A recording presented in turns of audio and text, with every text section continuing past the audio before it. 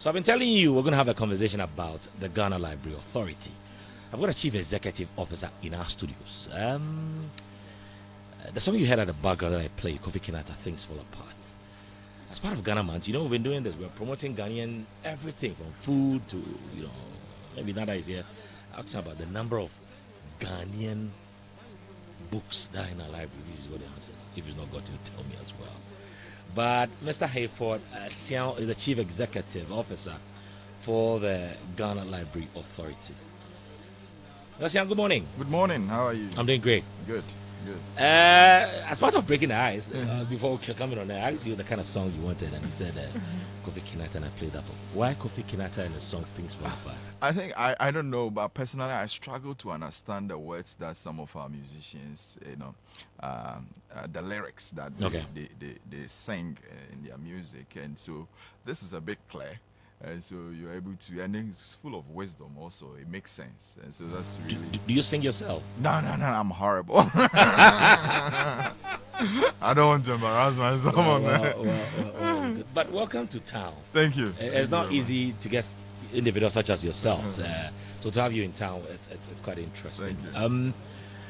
The Ghana Library Authority, what are you up to? I remember we've done some project with you before, say the Kumasi Library, and our listeners will quite remember. We asked for one Ghana cedis for you to help us save the Kumasi Library. I quite remember this project was around 2014, 2015, 16 thereabout, and we had it here, and we had so much support in that regard. We'll be talking about the culture of reading as well, and how Ghanaians even go to the libraries to do other things. But what is the state of our libraries before we break it into bits and pieces? Well, thank you very much for the opportunity and also for the work you've done in the past. I think we need a lot more work to be done, but maybe this time around it might not be Save the Kumasi Library, because at least what I can tell you on authority is that for the past 4 years there have been a lot of investment by the government into some of our public libraries, and so we've kind of seen a new shift in the way things are. And I think as the conversation goes on and I give you the data that we have so far, you will at least appreciate some of the impact that we've made so far within the public library space. As at 2018, we had only 61 public libraries across the country. 2018? Yes, we had only 61. For a population of perhaps about 30 million. Yeah. Which wasn't the best. But Ghana have not been able to, for a very long time, have a very good proportion of distribution of libraries to population ratio. I mean, in 1981, we had only 36 libraries. Fast forward 2018, you still have just increased it to just 61. So it wasn't really very encouraging. But what I can also tell you that for the past 4 years, at least since I assumed the office, support of my board chair, Dr. Helena Hassana Samoa, we've managed to increase the footprint by 48. So we have now 109 public libraries under our management. You did just in a few minutes ask about books on the shelves of public libraries in the country. Again, we've done a lot of work in the area of books, because that was one of the key areas. I mean, that's one of the things that discourage people visits to the library, because when I go and I don't find the materials that I want, definitely I'm not going to go back. And so we focus on really resourcing our public libraries.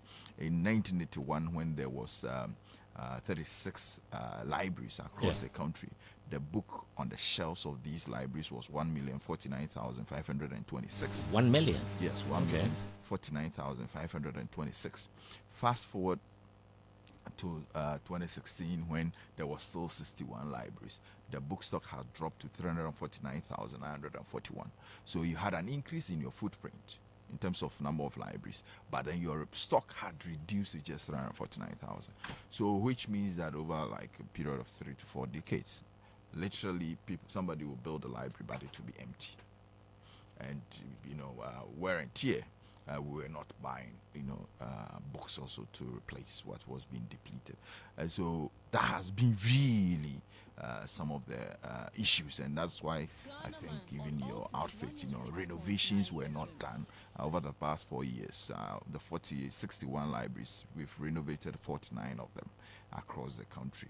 We still have a lot more work to be done in that space. But yes, no library has got enough books on its shelves, but ours was really in crisis. What I can tell you is that right now we have a little over 1.2 million books on the shelves of public libraries in Ghana, in the 109 libraries across the country. Interesting statistics there. But if you're just tuning, I've got a Chief Executive Officer of the Ghana Library Authority in our studios this morning, Mr. Hayford Siam, and we're going to talk about some of the things. Perhaps they plan to get all libraries up there at some levels. We also get to know some of the things they've been doing as well. As an authority, what has changed with their name change as well? Because Library Board. Yes, now it's Ghana Library Authority. What powers does it that give you? But the Ghana Library Authority is an agency under the Ministry of Education and is mandated by Act 327 of 1970 to establish, equip, maintain, and manage public libraries in Ghana. The Ghana Library Authority, supported by UNICEF, is also establishing youth engagement centers across Ghana to create a safe and inclusive environment, both physically and digitally, where young people, including disadvantaged groups, can benefit. The project seeks to develop digital entrepreneurial and advocacy skills, encourage peer-to-peer learning, provide mentorship and job matching opportunity. We'll get into details of all of this, but are libraries still relevant today? Yes, very, very much relevant. Sometimes it is unfortunate when you hear people trying to play down the importance of libraries. And often at times, the excuse has always been that now with technology and internet and everything, when you need something, you just go on the internet and search. Those statements, I want to use this opportunity to say that they are made out of ignorance. In countries like Finland, okay, with less than 6 million people, with internet penetration of almost 99%, this country has got over 800 libraries. There is a library in 70% of the public libraries in Finland. Within 3 kilometers radius, you will find a public library in there. Meanwhile, they have the highest internet penetration. Why? Because libraries are very, very, very important in every society. Even in Ghana, when we were engineering the formation of Ghana as a country in the 1950s, when Cocoa Board was established by an act of parliament, the next institution to be established by an act of the Parliament of Ghana was Ghana Library Authority. Cocoa Board was addressing the economic transformation of this country. Ghana Library Authority was formed to be able to address the knowledge gap issues of this country. Because you need your citizens to be able to acquire knowledge. And there is no institution that can do better in that space than the public libraries. That is why the library is called the University for All. And so, in this age that we are, libraries are still so relevant, because even in advanced countries, in Washington D.C., they just opened the Martin Luther King Public Library. Massive investment even to support mobile. In all the areas within Washington D.C., they are establishing new libraries.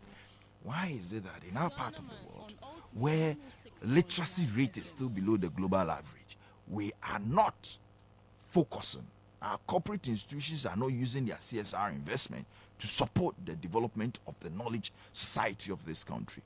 And so these are the things that as a country we have not managed to do properly, and for which reason we are always complaining that our citizens do not read, and for that reason we make ignorant statements, we make decisions that don't go in favor of this country. So it should be a deliberate attempt for us as a country to be able to encourage reading, encourage the establishment of libraries, making sure that these libraries are resourced with relevant materials so that our citizens, when they need information on how to establish a business, they go to the library and they can find that information. When they need any data on any industry that I want to enter and I go to the public libraries, I should be able to find it. Workshops to mentor and help young people, where should they go? They go to the public library. When I want a distance learning opportunity, I need a place to sit and have access to the internet and be able to do online courses. Where do I go? I go to the library. And this should be within walking distance in all our communities in Ghana. And that is what the Library Authority is positioning itself and advocating for. Why should it be that there are so many constituencies in this country and some constituencies don't even have a single library? Why? Why do you establish a school and not have a library? But is there a rule with the school beds? Or is there some arrangement that every school must have a library? Is there some arrangement of a sort? Yes, it is the standard specification and it's a standard practice that every school that is being built should have a library. It's just that we have overlooked it as a country, and we have not done it for a very long time. It is not. It is something that we have not been doing since independence. It's quite interesting. I've not thought about it that way, and I'll implore my producers, Ivan and Co. Perhaps if you're listening, let's find out some of these new infrastructure, the e-blocks and other things that they put up. Were there libraries attached to it? Because it'll be interesting to note that if there's that sort of agreement, whether written or unwritten, that schools who have, then most schools are lacking, because we do go to places and the basic infrastructure is not even there. How much more talk about a library? Yes. So what has happened is that sometimes they put up the building and then they don't specifically build a library as part of the whole development of a school, and then later they will just convert one classroom into a library, and so we have that scattered across the country. But a library should be purpose built. It should be centered within the campus. If you go to major universities across, even University of Ghana, look at where Braille Library is located, right in the center of the university. Everybody can have access to it. You go to our senior high schools, and majority of them, unfortunately, have just used their library spaces either as storerooms or as teachers' common room or eating places. You see? And so there needs to be, and it's unfortunate because there needs to be a conscious effort by leadership of our educational institutions. Headmaster, you need to make sure that you have this space being used for the purpose for which it was set up for. But unfortunately, for a very long time in this country, we haven't done that. And that is why I'm so encouraged that in 2018, that time Dr. Matthew Poku Prempeh was the Minister of Education. He gave a policy direction that library authorities should resurrect a department called the Schools and College Library Department. Because see, in the early 70s, a research was done by the British Council, Ministry of Education and Ghana Library Authority to understand why Ghanaians are not reading. So again, Ghanaians have never been reading. Well, they say if you want to hide something from the African, put it in writing. The person will not see it at all. It's unfortunate. So you will see, even if you read our annual report in the 50s and 60s, patronage was mostly by the colonial people, the whites that were in town. They were the one patronizing our library. So in the early 70s, let's do a research to understand why our citizens are not reading. And one of the things that came out was that we have not been supporting the establishment of school libraries. Because you see, if I'm in a school and I have a library and every week my teacher is giving me some book to go and read, ultimately you will be developing a reading habit at the school level. And so when you finish and you are out of school, you are on holidays, automatically you'll be looking for the nearest community library so that you can be able to fill your book hunger. But unfortunately, we started investment in school libraries from the 70s when this department was established.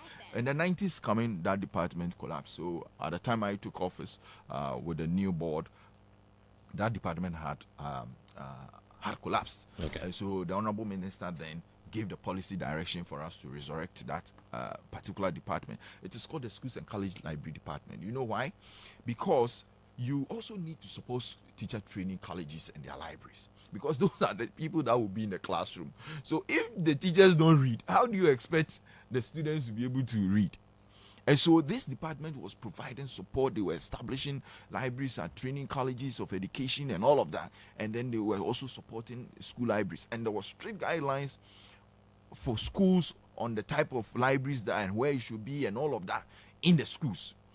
And so we began the process in 2019. We started to be able to train, because I mean, if you put up even a nice library and the people are not trained, forget it. It becomes a useless entity. And preparing for this particular conversation, we did a bit of research here and there, and officially in the Ashanti region, we came across some 10 libraries.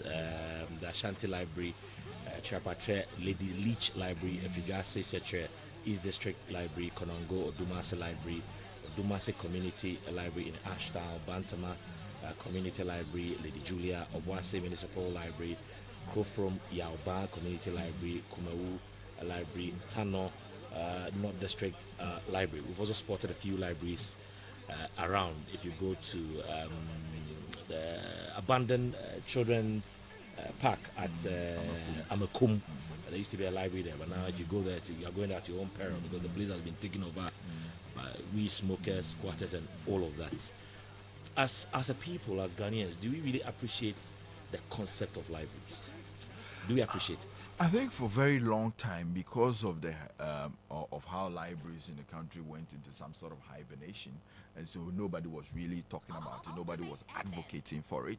It had to take ultimate FM to actually even do a Save Kumasi Library, when we have mayors, we have elected leaders in this region. And so for a very long time as a country, even if you look at all the political parties, their manifestos, hardly will you find a concrete promise of investment in public library spaces. And it's true what you said, because I remember I went through, this was somewhere even last year, and I've been thinking about, just as it's done elsewhere, why can't we have even presidential libraries? So that J. Kufuor is a president, he stood for something. There were things he wrote, there were memoirs or other things about him. There could be a library named after him. So perhaps every 4 years, why can't we build a library where President Kufuor comes from, a presidential library, so that when you go there, you get to understand the thinking of President Kufuor, why he made certain decisions. Jerry John Rawlings Library, Nana Danko Akufo-Addo Library, John Mahama Library, presidential libraries. Yes, Because it'll put it at several places. Yes. I come from Sandema. Maybe I become a president someday. I get one built in Sandema. It'll encourage the people there. Anyway, there's a library there. I want the presidential library built so that it will have a specific focus. But our library built in that manner. Our library is built in that manner. In Ghana, unfortunately, we haven't been able to invest in presidential libraries. And I don't know, but I believe that it's one of the proposals we've put forward, hoping that it could be taken up. If you know, His Excellency Edward Akufo-Addo was our board chairman, the first Ghanaian board chairman for Library Authority in the 50s. Okay. So the Library Authority's board, led by Dr. Helena Hassana Samoa, decided that we actually named a library after him. So we built a library around Adenta Frafraha, which His Excellency will be commissioning very soon, which has been named after him. And when you go into that library, you have a lot of information about him, speeches that he made and all of that. But there could be more to be done. I mean, look at Jerry John Rawlings, how long he ruled this country. There's a lot of things that he did which we should be able to save. You know that a library was built in Cape Coast at Mills library. Unfortunately, the planning of it, the construction of it, the management of it, Library Authority wasn't involved. And so for many years, the building has been there and it's just rotting away, because you build a library purposely to promote or to expose the works of a president, and unfortunately you don't hand it over to institution whose mandate is managing libraries. And so the library was handed over to a university, and the university has not been able to manage the library. And so currently it is just sitting down there. And for me, wasting away. And for me, as for public interest, I have been wanting to be able to get a university to even work with us so that they can release the facility to us. And as of now, nothing has been achieved on it so far. And so we haven't been, as a country, we haven't been able to do that and preserve it. There's another interesting area of library services that I think can even be unique to the Ghanaian context, and that is stool and skein libraries. You go to our communities, the paramounts, so much investment has been made in developing cultures, but we don't if you go to a community, there is nothing to learn about the tradition and the culture, the books that are being written by the people from that particular community. Where are the chronology of events that has happened, in the history of that particular group of people? If we don't preserve it, later on the white people will come and write our stories for us. And so there should be a deliberate attempt by our paramounts, our kings and chiefs, to be able to establish these knowledge hubs within their palaces, so that when people come in, they can be able to have access to some of these. That's an interesting observation. And Ivan, I know you've done the check on the e-levy. Why would I say e-levy? The e-block, schools and their designs. Yes. And what he's just sent me is that as part of their original designs, 2 libraries are supposed to. But are they? That's a different question altogether. And I'm happy you talked about paramounts or traditional leaders also getting involved in that. And Ivan, I'd like you to also check for me. Has Manchia got a library there? I know they've got a museum, but I don't know if they have a library that one can easily go there to read and all of that. But what I can tell you is that Manchia has got big plans for a library. Okay. So that answer, we've got it right away on the spot. We'll get into what perhaps your partner UNICEF to do as well. But e-libraries, electronic, our libraries up to date with the state-of-the-art technology.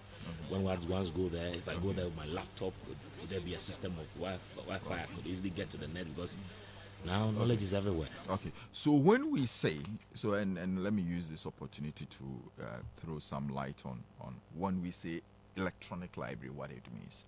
It means you having content in the cloud that people can access. So when we really say e-library, it is not a physical space with computers there. That is just a technology hub or a maker space, or ICT, or computers are supposed to be devices to facilitate information search. And so what you have in the cloud is actually the most important thing. And I can tell you that the Ghana Library Authority, we are one of the only 2 public libraries in Africa that has got its own digital platform that is created own books on it and is able to make it available to its citizens. And we launched this in 2019.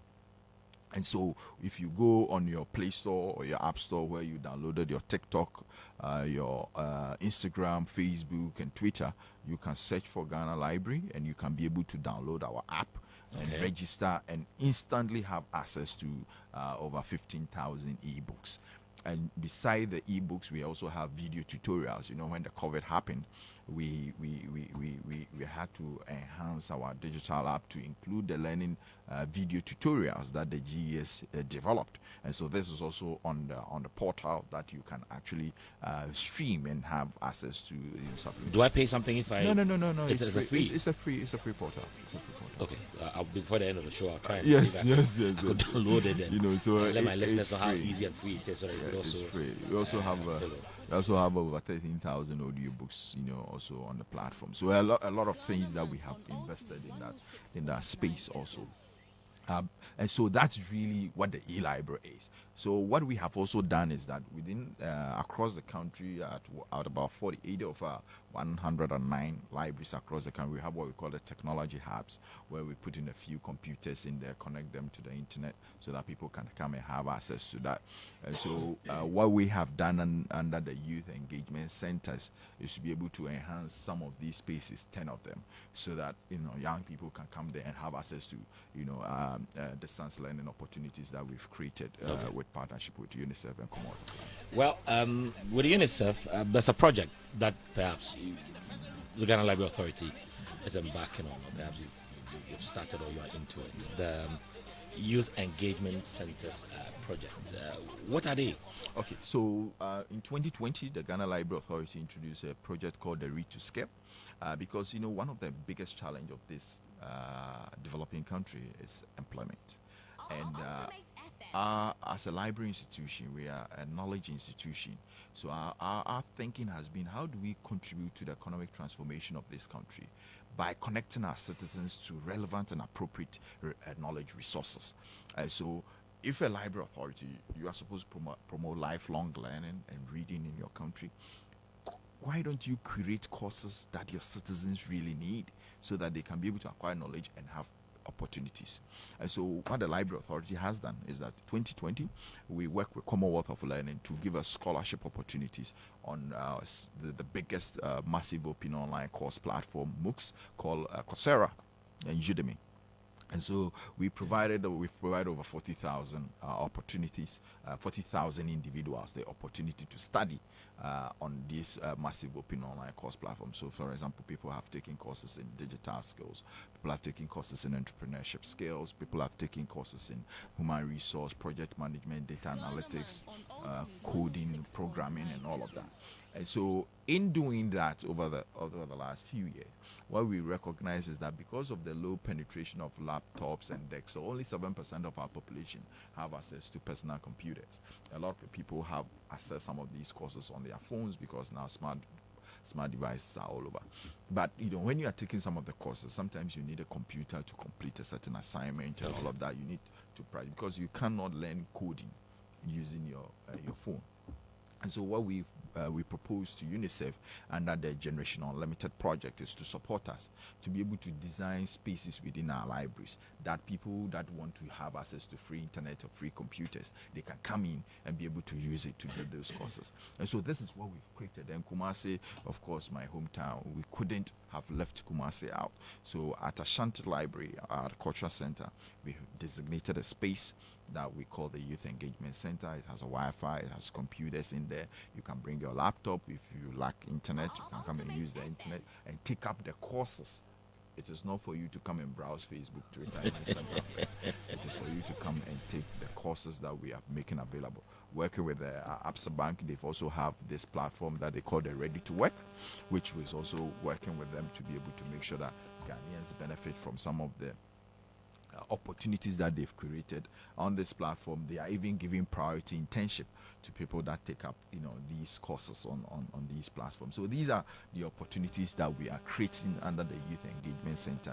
And if you want more information on it, just go to library.gov.gh. You can apply for ready to work, read to skill, and all of those opportunities are you said it's for the youth. Yes.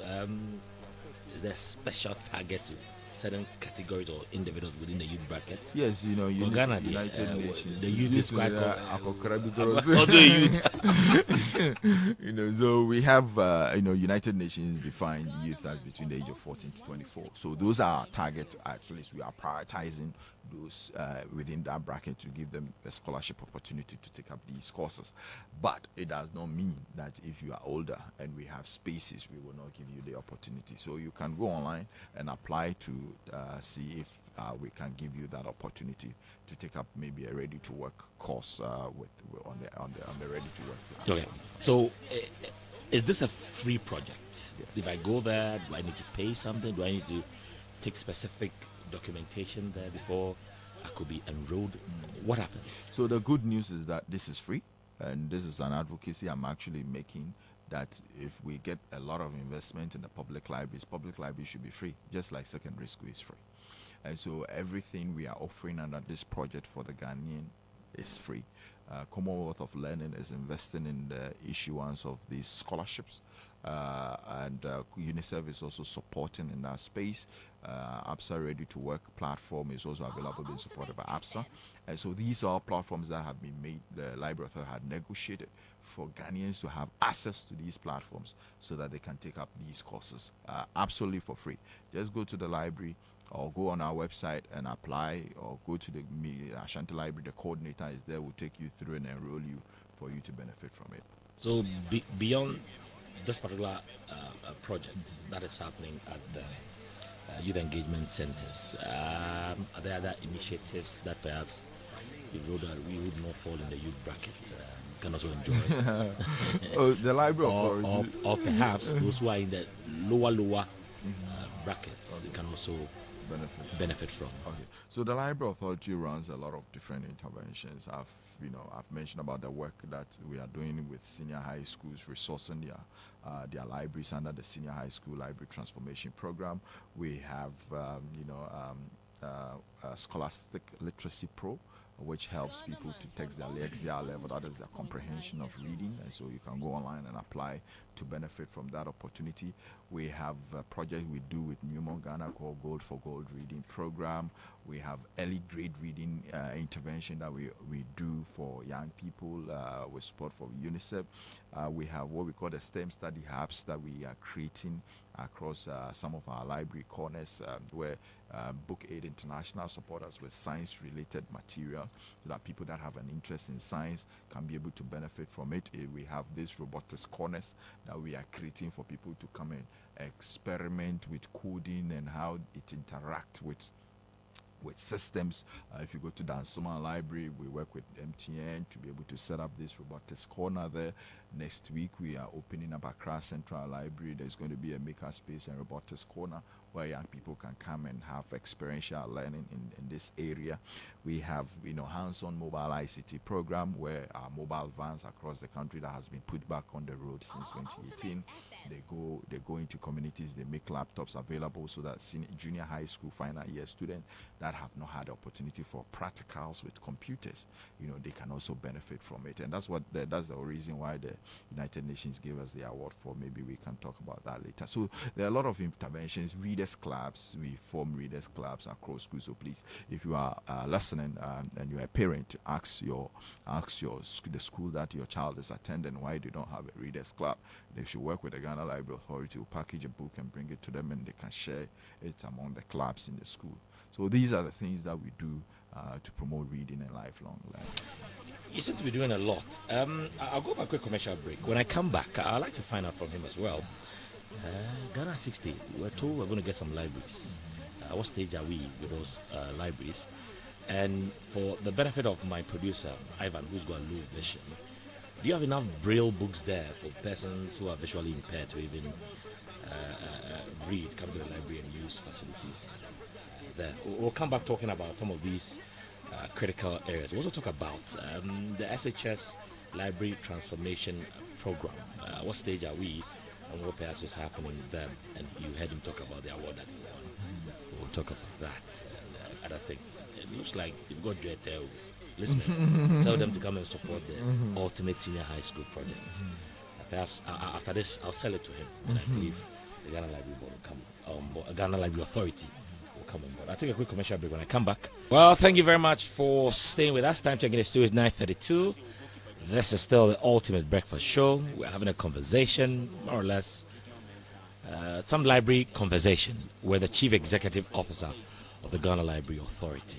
We're talking about quite a number of things. But let me also let you know that Pilolo is coming up this Easter. It's a double do. You can't afford to miss it. It's happening on Easter Saturday 16th and also Easter Sunday 17th April at the Rectory Park. A cool 10 Ghana cities. That is what we're taking from you to make that moment for you and your family and friends. A lot of play items for the kids. Pilolo, Easter Bunny, Bouncy Castle, swimming pool, train ride, merry-go-round, face painting, and so many other interesting activities. Horse riding, you name it. The list will go on and on. Christmas, we brought you a triple do. This time, it's a double do for you to have some moments with the entire family. Some of you hardly step out with the family. make time and come along with us. There'll be lots to drink and lot to party as well. This is powered by Ultimate 106.9 FM and Abusia 96.5. And Beaver Dental Clinic is a proud sponsor of this particular event. If you want special tickets and other sponsorship opportunity, it's quite simple. All you need to do is to call this particular number 0244 862 154. 0244 862 154. If you've got an oral condition and you want to sort it out, perhaps you want to do some surgery, you want to do some implants, you want to do some cosmetic dentistry, cosmetic treatment, teeth whitening, replacement, extraction, your surest bet is to go to Beaver Dental Clinic. They're located here in Kumasi on the first floor, Metcott Pharmacy building opposite the Barnhouse, the Residency Drive in Shire. So if any aspect of your dental appearance concerns you, well, you should be contacting them right away. 059 3834 217, 059 3834 217, or 0244 3249, 0244 324639. Pillow Ebeye Dedede. You should be drinking lots of water. It's good for you. Not just any brand of water at all. I recommend to you Awake Mineral Water. And I always say it's good to give to people. Some of you, yes, you want to give, but perhaps the resources is not available. But water, you drink it all the time. Listen to this. Anytime you make a purchase of Awake Mineral Water, there's an amount that goes to the cardio center in Kolebu. So you are giving indirectly. So why not drink water and give as well? It is simple. In your heart, you know you're given because you made that purchase of drinking Awake. Awake comes in several sizes as well. For the family size and the office size, 19-liter jar. Isiwo poti no be economy. Why not go for that if you want to bond in the family, you want to bond in the office? But perhaps those of you like me or your twist always wanting more, get in for the 19-liter. For those who always want more, it's for you out there. You always want to drink more of everything. That one is there. But for the heavy drinkers as well, heavy hitters, the 750 ml is also available for you.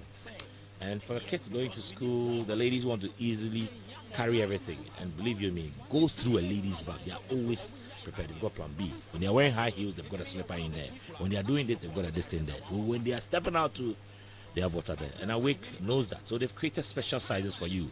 The 330 ml bottle and also the 500 ml bottle. Easy. You can put it in your bag and move with it. So go for it now. That's why anytime you're drinking Awake Mineral Water, we say hashtag one for life. So we're saving people out there. Let's keep on drinking. And this is proudly brought to you from Casa Preco Company Limited. For bulk purchase, call 026 2351 251, 026 2351 251, or 0272 13373, 0272 13373. This advert is approved by the FDA. So, see how we've been talking about what you've been doing, but do you have brailles at the libraries for person who perhaps cannot see and they will need braille to read? Are there braille materials at the libraries for them? We do, but probably not in the quantity that we would have wished for. One of the driving factor has also been that we don't have a huge patronage from that community. And so what we have done, at least over the past 4 years that I've been at the helm of affairs at the Library Authority, is that when we get these material, we send majority of them to the Akropong School for the Blind. And so they have been a direct beneficiary because the population is so concentrated there that they need these resources more, because I could have some braille materials and for many years, nobody would have touched them. Meanwhile, if I had sent it to where they are, especially for the young readers, they would have benefited from it. So yes, we do have in some areas, we have some materials, in that area. There are actually some of our children's materials that, though you have the printed text, but you also have the brailles that they, if a young person has difficulty. We have a new library that has been sponsored and built for us with the support of SNET, and in that we even have a whole computers, braille computers that helps people with sight difficulty to be able to interact with these systems. And so we're very much big on inclusivity, So we have an interest and we take care of all of those people. Okay, so earlier we talked about initiatives and other projects that you've been embarking on, and I know there's a specific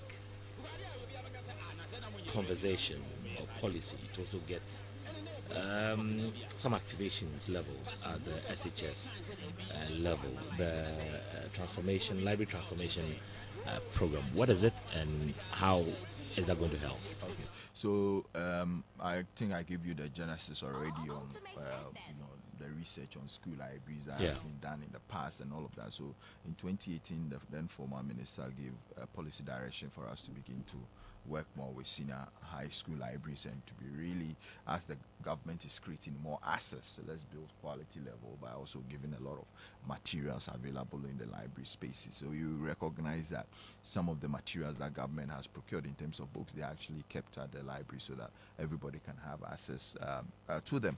So within this, within that, the library authority started a training program where we train all senior high school librarians in the country.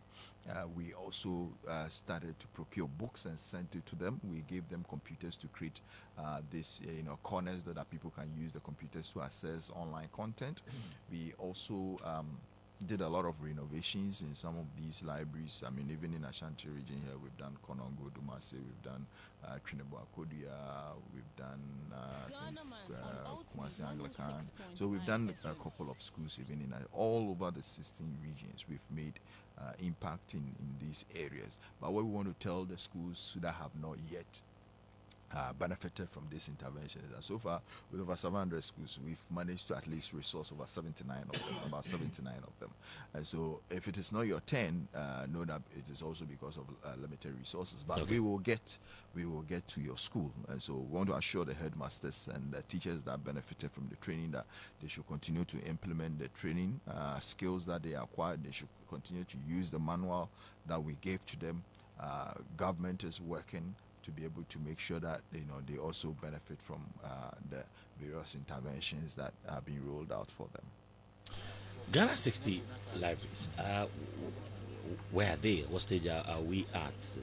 Do you have any specific conversation on those developments? Okay, so I think, as a country, when we're celebrating the 60 years, a private company decided, government, I want to come and work with you. I want to build 60 libraries. So let's call it Ghana 60. Bring all the ministers in it together. Let's launch it, and we are going to do it for you. You see? And then the company decided to pull out. And so there's really little government can do. It was a private sector promise. It's just like Ultimate FM promising me that, hey, we are going to give you 100,000 Ghana cedis. If they don't give it to me, Ghana cannot come and blame you for not giving me the 100,000 Ghana cedis, because probably your business might have been affected by some way. So that is really on. It's not really a big issue. I mean, government, we want to support private sector to involve in some of these corporate social areas. If they decide that, due to changes in their institutional policies, they are not able to support it, that's fine. But what I can assure you that at least over the past 4 years, we've managed to increase Ghana's libraries footprint by 48, which is quite significant, and it is not by any big promise by anywhere. We're just doing what we can to be able to make sure that Ghanaians are connected to knowledge resources. Within the Education Strategic Plan 2018 to 2030, this country is supposed to have by 540 libraries, across the country, which for me personally, I think is even not ambitious enough, because just imagine every MP building 3 libraries in their communities instantly, 3 times 275.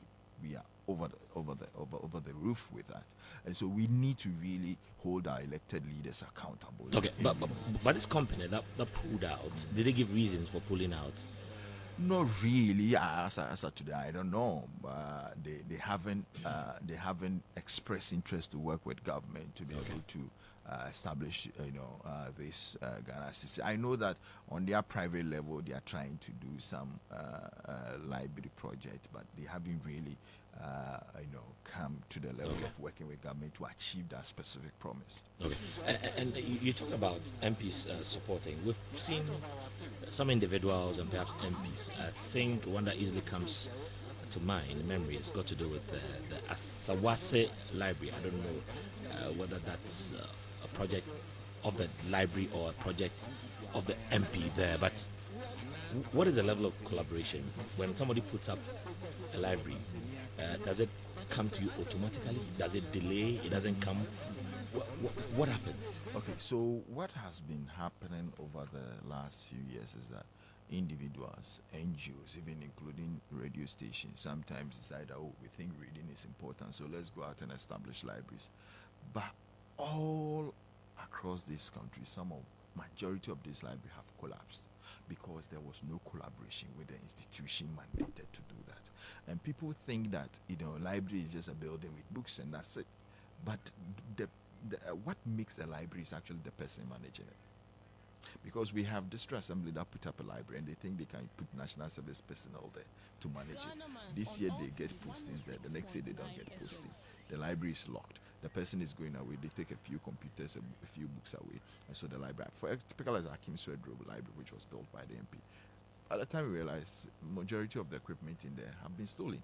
They came to us, and at least for the past 3 years, the library has been open and it's been managed. And so yes, we have individuals that have set up libraries, even including MPs. But I must use this opportunity to commend Honorable Afenyo Makin, the Deputy Majority Leader, who has been able to build 12 libraries and hand it over to the Library Authority. 12 libraries? 12 libraries. In his constituency? In his constituency. So the Futu constituency is the only constituency in Ghana with the highest number of library footprint in Ghana. 12? Yes. 12 libraries. Have you seen all 12? I'm asking yes. I went there to commission politicians, them. When they say No, these things, I went to commission it. 1, 2, 3, 4, 5, 6, 7, a day 8, we 9, could commission 10, 11, libraries 12. together. Yes. Wow. In his constituency. And so you will see it is no surprise that Futu constituency children are doing so well academically.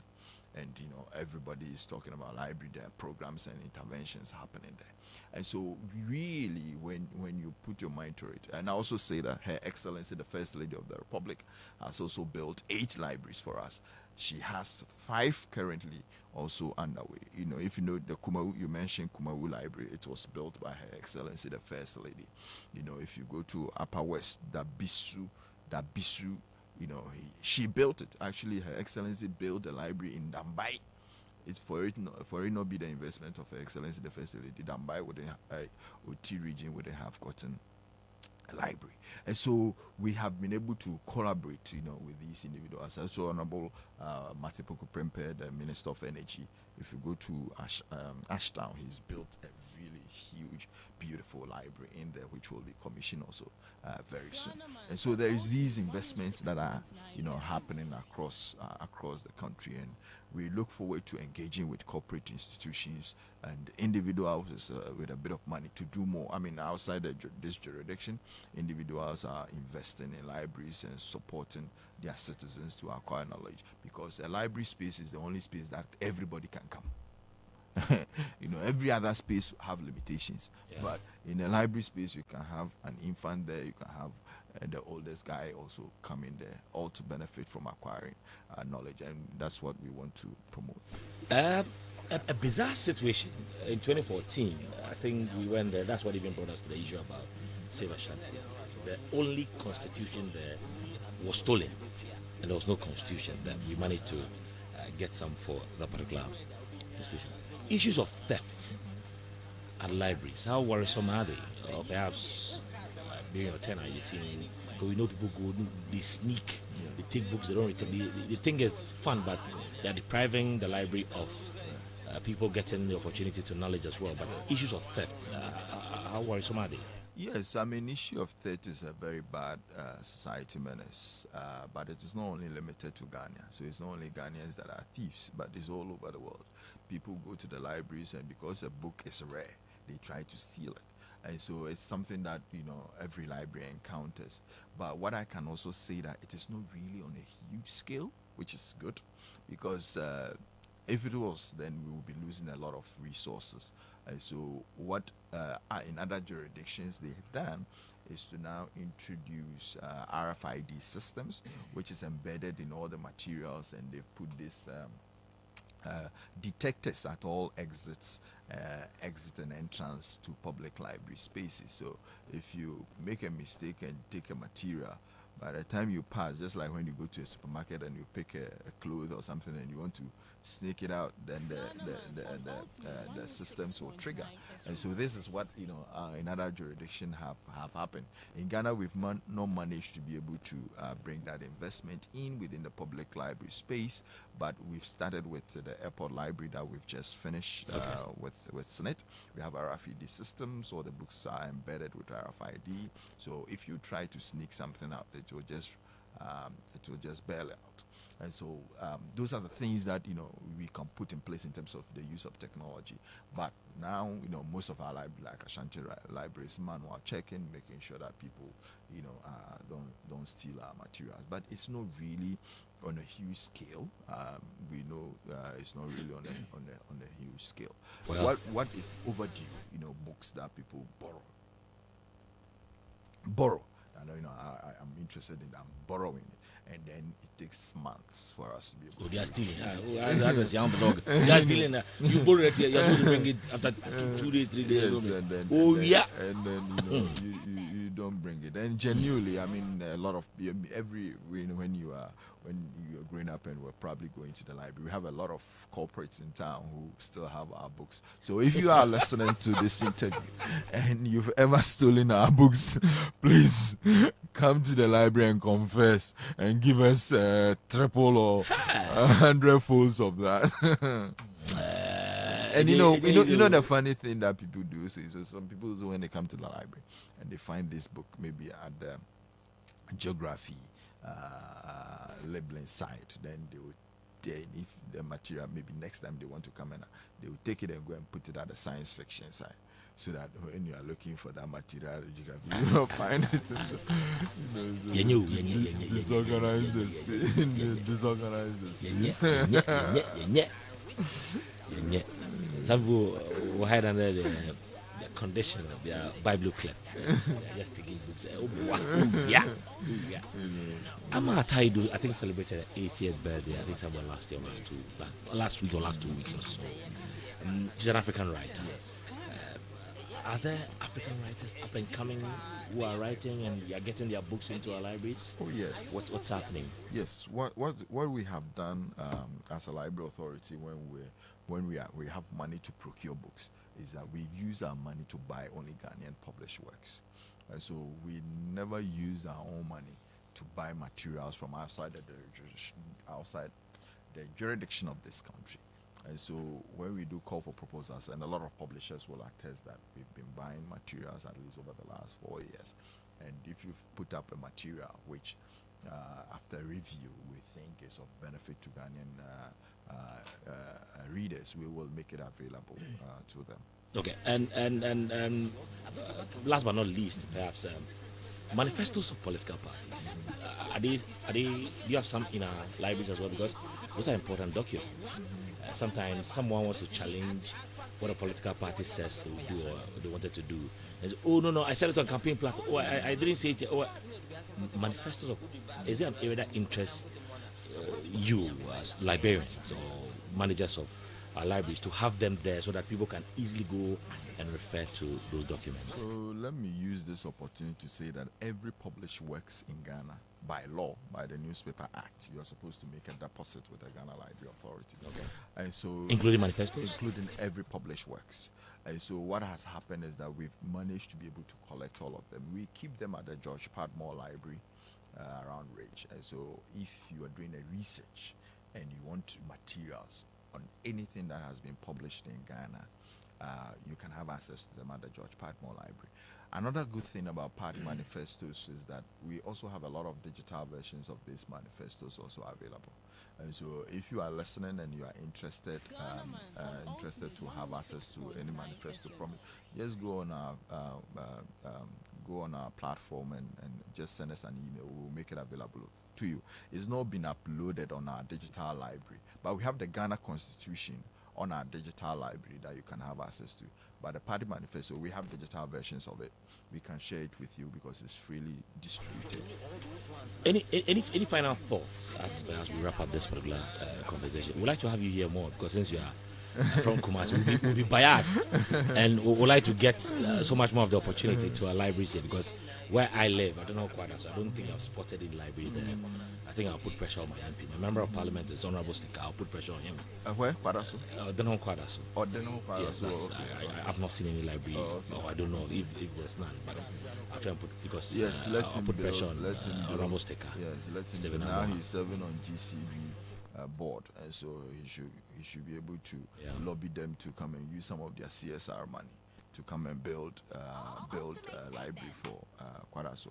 I will send him a text message that I said this on air, so he should come and do it. And so yes, I think one area that we haven't probably touched is the significant recognition the Library Authority, the award, as a Library Authority have managed to get for Ghana. Our principle is that we don't apply for any local award. We just sit down. If you find value in the work that you do, you recognize it. And by the grace of God, last year we were recognized as the Library of the Year by the London International Book Fair Awards, and then also the United Nations Public Service Award also honored the Library Authority as one of the innovative public sector institutions in the world, top 10 public sector institution. For the London International Excellence Awards, we were recognized as the Library of the Year because of our interventions in 2020 when there were lockdowns and COVID spread was on a very high level.